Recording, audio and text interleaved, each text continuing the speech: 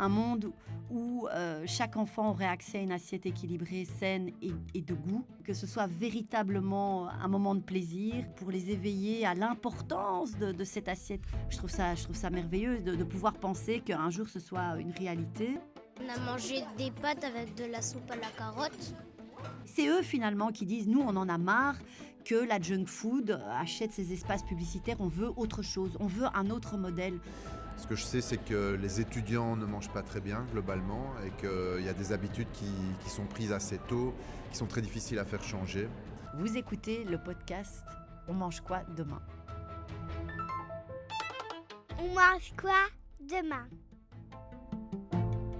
Deuxième épisode de ce podcast, deuxième étape dans ce menu autour de la transition alimentaire. Bienvenue à vous toutes et tous.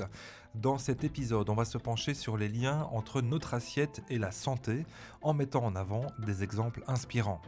Vous le savez, les principes élémentaires sont très souvent recommuniqués auprès des mangeurs, gare au sucre, à l'excès de viande rouge, aux plats ultra transformés, faire une place de choix aux fruits et légumes. Y a-t-il des progrès dans nos habitudes alimentaires? On va en parler dans ce podcast. Mais on va surtout s'intéresser ici à l'un des leviers pour booster cette transition vers une assiette plus saine. Ce sont les cuisines de collectivité. Crèches, écoles, hôpitaux, maisons de repos, ce sont des publics de choix pour changer les habitudes. En Wallonie, en ce mois de mars 2026, 231 cantines sont labellisées cantines durables.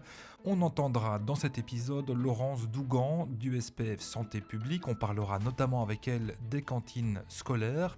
On va faire une première escale dans l'école du Bloquerie d'Autigny-Louvain-la-Neuve qui a obtenu 3 radis. C'est le maximum.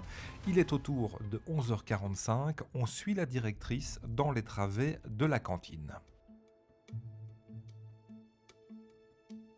Bon appétit tout le monde! Bon appétit les pilous! Marc Préca et je suis chef de cuisine à l'école du Bloquerie. Chef, quel est le menu du jour pour les élèves du Bloquerie aujourd'hui? Des pâtes, oui, pâtes intégrales, donc sauce ricotta et épinards. Et avec le dessert, c'est des yaourts sucrés bio.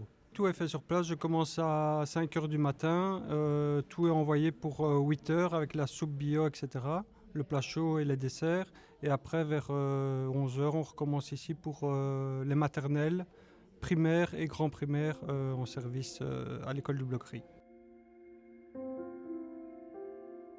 On est heureux et fiers et surtout content de travailler dans une commune où on est sensible à la qualité des repas qui sont servis aux enfants. Sylvie Davelot, je suis directrice ici de l'école communale de Bloquerie à Autigny-Louvain-la-Neuve. En intégrant des produits de producteurs locaux et en incitant les enfants à manger des légumes, tout le monde est gagnant et c'est vraiment ça qu'on recherche en servant ces repas avec TCO.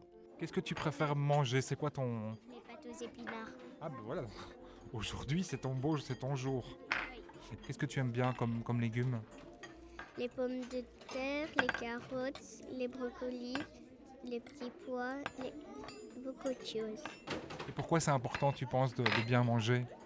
Pour avoir beaucoup de force pour aller à l'école. Moi, c'est Sandrine et je suis institutrice maternelle en 2e, 3e. On essaye déjà de faire des activités de goût en classe.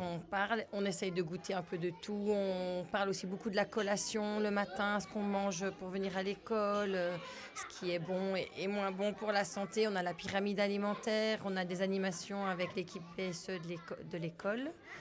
On va aussi cette année par exemple 2 fois à la ferme, donc il y a le potager, on voit les animaux et on fait le lien également avec du coup la nourriture. On a vraiment vu un changement au niveau des assiettes, des quantités, de la nourriture elle-même. On a des repas végétariens qu'on n'avait pas du tout avant, on a d'office du poisson une fois sur la semaine, ce qu'on n'avait pas avant il y a une dizaine d'années. Donc oui, au niveau repas scolaire, c'est nettement plus diététique qu'avant. Manger de saison, tu sais ce que ça veut dire? Que ne pas manger des fruits qui ne poussent pas en ce moment. En ce moment. On va peut-être regarder le mois dans lequel on se situe. Mars. Pour les fruits, ce sera plutôt du coup des noix et des noisettes. Et pour les légumes, des champignons, des chicons, de la chicorée, du chou frisé et plein d'autres. Notre élève avait sous les yeux le calendrier des saisons, un incontournable dans une école avec la pyramide alimentaire. Le moteur de cette transition alimentaire, c'est donc de partager les pratiques. On vient de voir un exemple dans une école, allons voir cette fois dans un hôpital. L'hôpital Saint-Luc de Bouge a lancé il y a 2 ans le Spring Food Festival, devenu aujourd'hui Bouge Santé, Festival de la prévention. Je suis allé à la rencontre des porteurs de ce projet, direction non pas la clinique Saint-Luc, mais le centre de Namur pour une journée de rencontre autour de l'alimentation durable. Bienvenue à la journée alimentation, santé, environnement et si on repensait nos pratiques à la bourse de Namur. On va se glisser dans un des ateliers de l'après-midi. On y parlait justement de l'expérience menée à Saint-Luc-Bouge. Notre guide est la coordinatrice de la Maison de l'alimentation durable de Namur.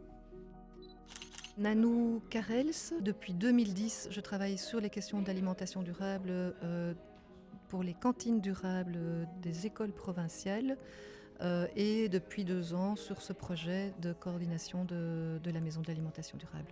Donc ici, le sujet c'était de revenir sur le Spring Food Festival de la clinique de Saint-Luc de Bouge, qui a été donc explicité par le directeur général le matin, et avec l'équipe en charge de la coordination de ce festival, dans l'atelier cet après-midi, on a essayé de répondre à comment organiser un événement grand public sur la thématique de l'alimentation durable et saine.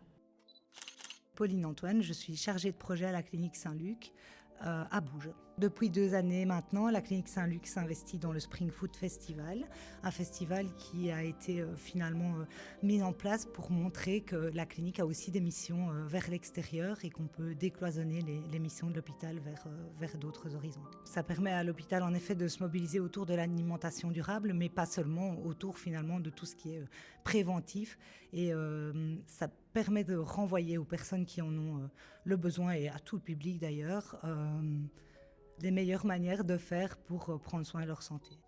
Célia Krudzen, je suis diététicienne à la clinique Saint-Luc de Bouge.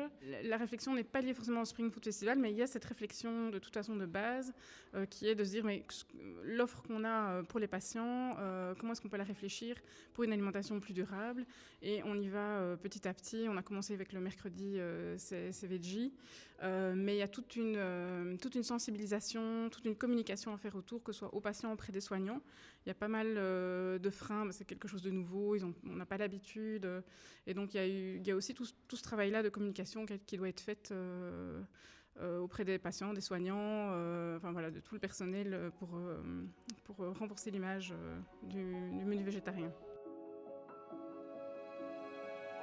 Voilà donc un engagement concret, une étincelle produite par une petite équipe et qui commence à toucher en cascade un public plus large à l'intérieur mais également en dehors des murs de l'hôpital.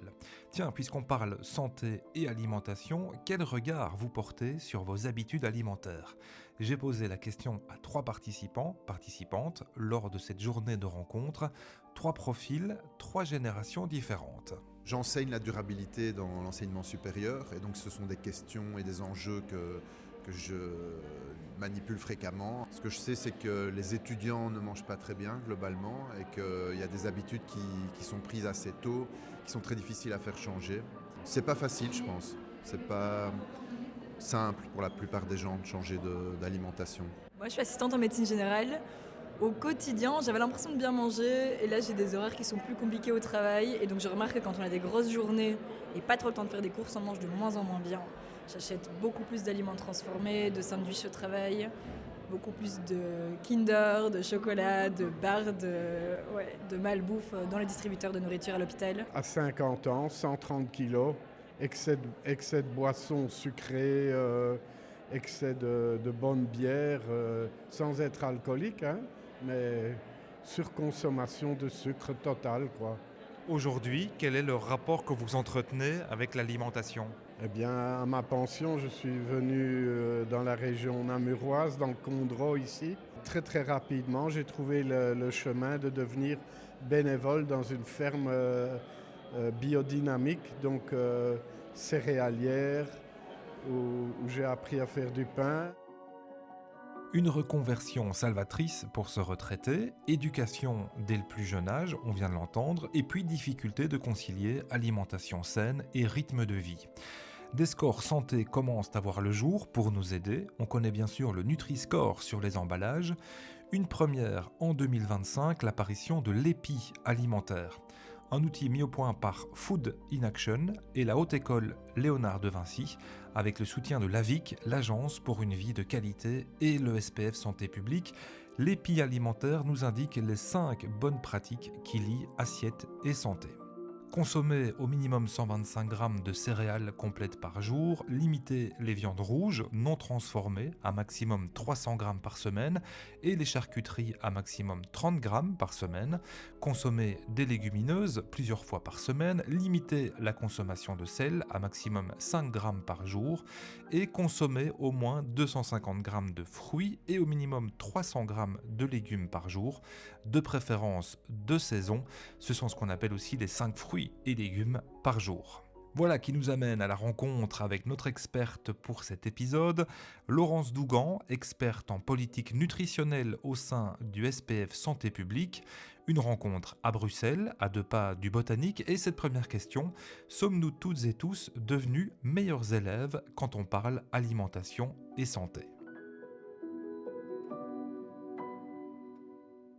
Oui, dans la grande majorité des cas, effectivement, on se rend compte que les citoyens sont plus enclins à se poser des questions sur ce qu'ils mangent, comment ça a été produit, est-ce que ce que je vais m'apprêter à manger a un bon impact, présente des bénéfices pour ma santé. Mais voilà, on se rend compte aussi que cette connaissance qu'on appelle typiquement littératie alimentaire, donc la littératie alimentaire ou la littératie en matière de santé, est souvent le chef des femmes dans notre société, plus du sexe féminin que des hommes.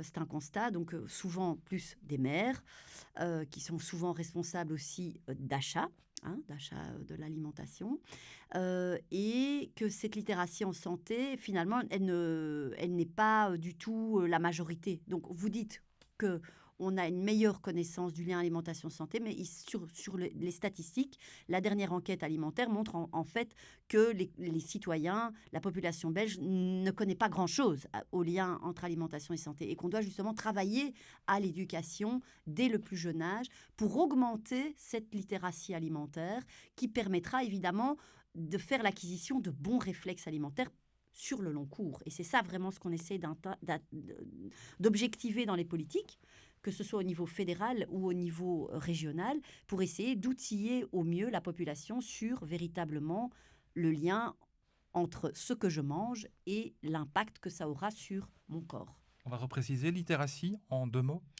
Donc la littératie, c'est le fait de réunir des connaissances dans un domaine, donc ici en l'occurrence l'alimentation, et pouvoir utiliser ce contingent de connaissances et de l'activer au bon moment, par exemple au moment d'un repas ou dans le choix dans un grand magasin, de dire ben voilà, qu'est-ce que je vais mettre dans mon panier, pourquoi ça c'est un bon aliment, pourquoi ça c'est un mauvais aliment. Mais donc ça suppose une éducation préalable, c'est pas quelque chose qu'on peut sucer de son pouce. Donc c'est important de pouvoir éduquer dès le plus jeune âge, et ça c'est vraiment le problème face auquel on se retrouve, c'est que parfois dans la population générale, on est plus jeune, on a un jeune adulte, et parfois on a très peu de contact avec des sources potentielles d'informations validées pour avoir accès à ce savoir. Donc il faut essayer d'une façon ou d'une autre que nos politiques puissent amener ce savoir vers les gens et qu'on puisse augmenter le niveau de connaissance activable dans le cadre de la consommation alimentaire, en fait. On a entendu dans ce podcast au début des enfants, une cantine scolaire en particulier à Ottignies-Louvain-la-Neuve. Pourquoi, Laurence Dougan, le jeune public est important dans le lien assiette-santé ? C'est primordial que dès le plus jeune âge, et quand je dis dès le plus jeune âge, c'est avant la maternelle, en fait, c'est dès le berceau. Un bébé, quand il voit ses parents manipuler de l'alimentation, on sait très bien qu'il a souvent tendance à vouloir chipper un morceau très vite, à partir de 3 mois, piquer un morceau dans l'assiette de ses parents. Donc, il y a un intérêt de l'enfant et surtout une mimétique qui est là depuis le tout début. Donc, d'où l'importance, nous-mêmes, dès le début, d'adopter les bons réflexes. Ça veut dire parfois avoir une corbeille de fruits sur une table, de manipuler, de laisser l'enfant accéder à la cuisine, même si c'est plus contraignant parce qu'on prépare moins vite évidemment un repas, mais le faire jouer avec les fruits, les légumes, lui permettre de connaître le nom de ces légumes, parce que souvent on se rend compte avec des micro-trottoirs qu'on peut voir le peu de connaissances de la variété des fruits et légumes, notamment par les enfants. Donc c'est le rôle des parents de vraiment transmettre ça. Et puis évidemment dans le champ de l'école, vraiment valoriser l'importance de l'assiette.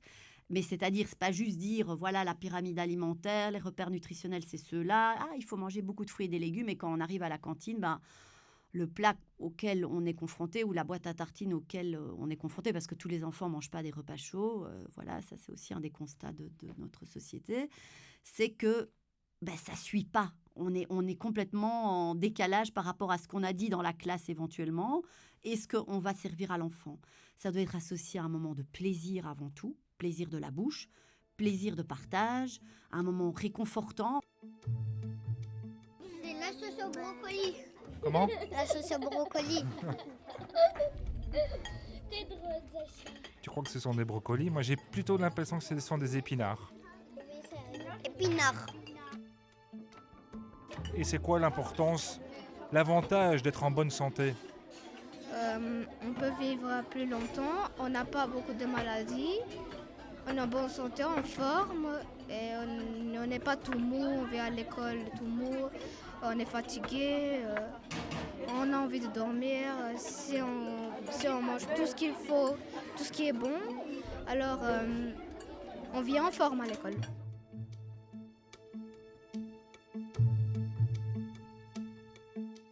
Et puis vous parliez aussi de Liège, où il y avait des expériences qui étaient menées et qui vous semblent intéressantes. Ah oui, c'est extraordinaire. Il y a vraiment, on voit qu'il y a une dynamique qui est en train d'émerger un peu partout, en Belgique, en Europe, pour essayer de changer le modèle d'alimentation des cuisines de collectivité au niveau des écoles. Et donc, effectivement, comme vous le disiez, la ville de Liège est vraiment un exemple extraordinaire, je pense, dans ce sens qu'ils veulent implémenter jusqu'à 100% de produits bio au niveau des cuisines de collectivité des écoles. C'est quand même très, très ambitieux. Ils y sont presque, donc c'est magnifique. Il y a eu un énorme investissement avec un approvisionnement de préférence local dans la mesure du possible, et ils tendent à ça, avec une centralisation de la cuisine et un approvisionnement de toutes ces écoles sur base de cahiers des charges qui sont le plus rigoureusement proche d'un modèle durable et d'alimentation saine. Donc c'est vraiment quelque chose de très vertueux. Et l'avantage de la ville de Liège, c'est qu'elle s'est investie dans différents projets européens pour suivre les best practice examples qui existent au niveau européen, tels que la ville de Copenhague, qui est un modèle international. Ils sont au niveau international reconnus comme étant le modèle à suivre au niveau des cuisines de collectivité, que ce soit dans les écoles, dans les institutions publiques et les hôpitaux, avec un approvisionnement principalement bio, local, avec des fournisseurs qui sont listés dans une banque de données et avec une formation sur le terrain du personnel de cuisine et une appropriation du goût et des saveurs grâce à des ateliers de cuisine où les enfants sont directement associés à la préparation des repas, avec évidemment une grosse réflexion sur le gaspillage alimentaire. Ça aussi, c'est très important à préciser. Ils ont réduit le gaspillage alimentaire et la ville de Liège aussi, c'est une des dimensions qui est très importante dans les valeurs. Laurence Dougan, de manière plus générale, on sait qu'on vit un moment où il y a une prise de conscience du lien entre l'assiette et la bonne santé. On reste dans un mode de vie qui n'est pas forcément optimal. Beaucoup de sédentarité, on est scotché aux réseaux sociaux, aux écrans. Est-ce que le principe que vous défendez, notamment cette idée de One World, One Health, vous allez me le détailler. Est-ce que c'est une forme de réponse de se dire qu'il faut reconscientiser le public aujourd'hui à travers ce principe du One Health? Le concept One World, One Health, c'est vraiment très systémique. Hein. Donc, c'est considéré qu'effectivement, on n'a qu'une seule planète et qu'a priori, on n'a qu'une seule santé et que cette santé doit être intégrée dans toutes les politiques. Donc, ça, c'est peut-être un concept qui est plus difficile à s'approprier en tant qu'individu, mais qui finalement est très important sur le plan politique. Donc, c'est véritablement préserver notre environnement afin qu'il nous apporte une alimentation qui soit nutritive le plus possible et qui prenne soin de notre santé. Donc, et que ce concept puisse être étendu dans toutes les facettes des politiques qui nous entourent. Et donc, effectivement, vous avez touché la question de la sédentarité qui n'a pas été abordée jusqu'ici, mais qui est évidemment fondamentale dans la question de l'alimentation santé. On est effectivement ce qu'on mange, mais aussi on est ce qu'on vit, ce qu'on se dépense chaque jour. Et malheureusement, on n'a qu'à consulter gentiment le temps d'écran passé par jour. Et parfois, c'est consternant le nombre d'heures qu'on doit faire aveu.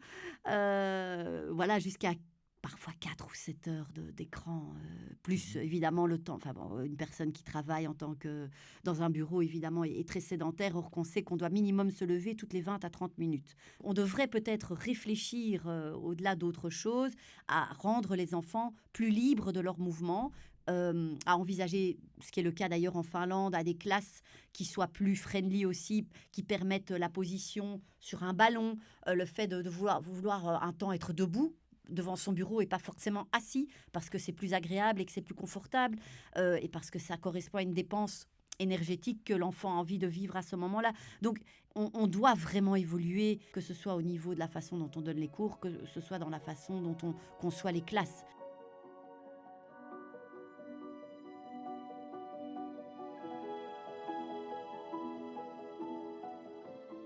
Je pense que la voix des jeunes va s'intensifier à l'avenir. L'activisme des jeunes, pour moi, est clé dans le changement des politiques de nos pays. C'est le cas au Royaume-Uni. Vraiment, la voix des jeunes est portée de façon admirable par une association qui s'appelle Bite Back, que j'aimerais bien voir émerger en Belgique, où ces jeunes, mais c'est eux finalement qui disent, nous on en a marre que la junk food achète ces espaces publicitaires, on veut autre chose, on veut un autre modèle. On en a marre qu'on nous impose des modèles de consommation qui ne correspondent pas à notre idéologie, à nos finalités, à ce qu'on veut pour la planète. Et donc ça, je pense que c'est eux le moteur de changement. Et à l'avenir, je pense que cet activisme va véritablement prendre une place prépondérante dans le changement des politiques à venir. We're Bite Back, activists challenging a food system that's been set up to fool us all.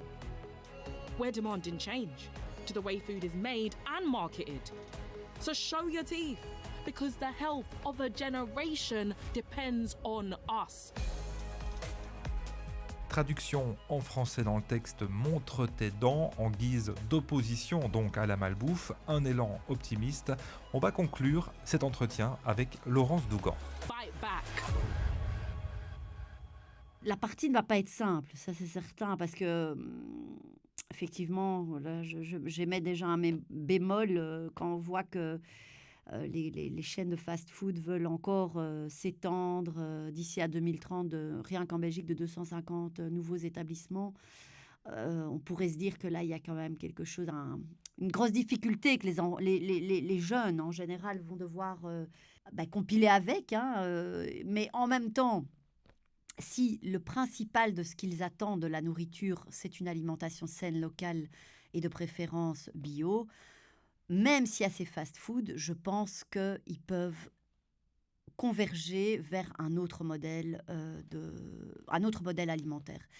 Et je crois qu'il ne faut justement pas à nouveau diaboliser, il faut proposer autre chose. Et c'est ça la grande force, je pense, en fédérant des jeunes sur l'intérêt d'autre chose, d'un autre modèle alimentaire, avec une autre offre alimentaire, en valorisant cette autre façon de concevoir l'alimentation, qu'on va pouvoir peu à peu se détourner d'un modèle qui finalement va s'essouffler et ne cale plus du tout avec les exigences climatiques, les exigences de santé, et finalement va devenir has-been.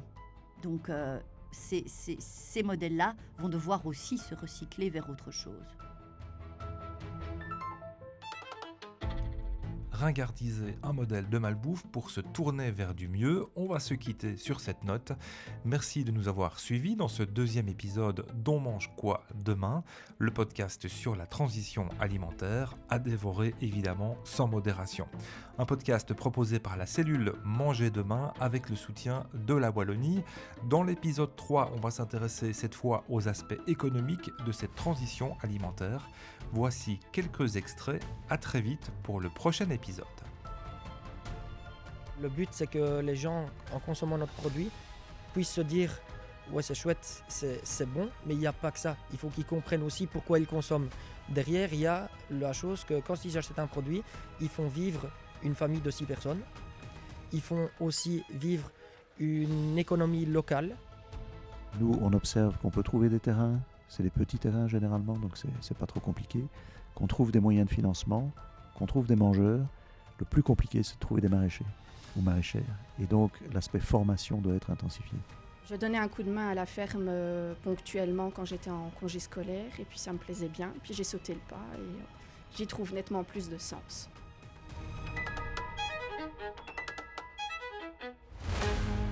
On mange quoi demain ?